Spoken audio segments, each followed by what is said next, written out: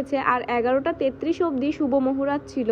আমার শ্বশুর বাড়িতে নাকি অন্নপ্রাশন, তাই আমরা কলকাতাতে গিয়ে ওর অন্নপ্রাশন করিনি। তবে আমার শাশুড়ি মানে আমার মামনির মুখে শোনা যে এ বাড়িতে নাকি মামা ভাত আছে। যখন ওকে কলকাতায় নিয়ে যাব তখন অবশ্যই আমার বাবার বাড়ি থেকে আমার পাপার মামা ভাত দেওয়া হবে। এখন আপাতত ওর মুখে প্রসাদের জন্য আমরা ওকে মন্দিরে নিয়ে এসে ভগবানের প্রসাদের ওপরে আর কোনো কিছু নেই, তাই ঠাকুর মশাই ওকে প্রথমে একটু ক্ষীর খাইয়ে দিল, তারপর মামনি ওকে একটু ক্ষীর খাইয়ে দিল। আমার পাপা কিন্তু প্রথমে খুব মজা নিয়ে ক্ষীরটা খেয়েছে, পরে ও কিন্তু ওর মুখ থেকে বের করে দিয়েছে। আমার মনে হচ্ছে আমার পাপার তো মনে মনে খুবই আনন্দ। ও হয়তো ভাবছে এখন থেকে আমার বাবা মা যা খাবে আমিও সেটাই খেতে পারবো, কিন্তু ও তো আর জানে না সেরকম কিছুই নয়। জানেন তো ওইখানে আরো একটা মজার জিনিস হয় যেটা আমি ভিডিওতে ক্যামেরা বন্দি করতে পারি। মামনি যখন দক্ষিণা স্বরূপ ঠাকুর মশাইকে কিছু দক্ষিণা দিচ্ছিলেন, আমার পাপা কেড়ে নিয়ে চলে এসেছে তার হাত থেকে। ব্যাপারটা কিন্তু ঠাকুর মশাই সহ আমরা ওখানে যে যে ছিলাম সবারই হাস্যকর লেগেছে। আর যেহেতু আমার পাপার স্পেশাল একটা দিন, তাই আপনারা প্রত্যেকে ওকে একটু আশীর্বাদ করবেন। ও যেন মানুষের মতো মানুষ হয়, অনেক বড় হয়, অনেক বড় মনের একটা মানুষ হয়। ওকে কারোর মতো হতে হবে না, ও ওর মতো হোক, তবে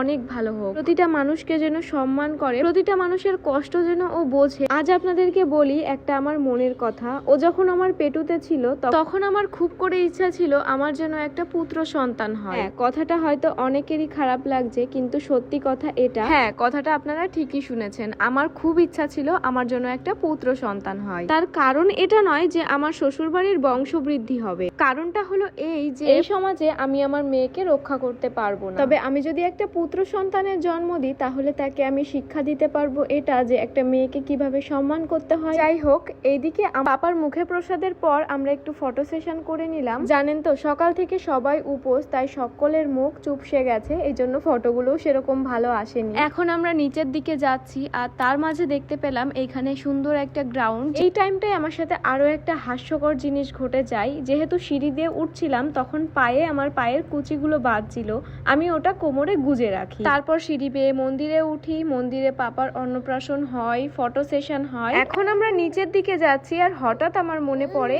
এ বাবা, কোমরে তো কুচিগুলোই গোজা রয়েছে। সত্যি বলতে ঠিক এই একটা কারণেই আমার ফটোগুলো নিচের দিক থেকে একদম ভালো আসেনি। ফটোগুলো দেখলে মনে হচ্ছে আমি হয়তো ধুতি পরে আছি। জানেন তো কষ্টের একটা কথা, এত সুন্দর একটা জায়গায় এসেছি, এত সুন্দর একটা দিনে ভেবেছিলাম ব্লগটা খুব সুন্দরভাবে করব, তবে এত উঁচুতে যেহেতু যেতে হয়েছে সিঁড়ি বেয়ে বেয়ে উপরে, আমি আবার আমার বরকে উপোস রাখিয়ে এনেছি, যে কারণে আমার বর আমাকে একটুও ভিডিও করে দিতে পারেনি।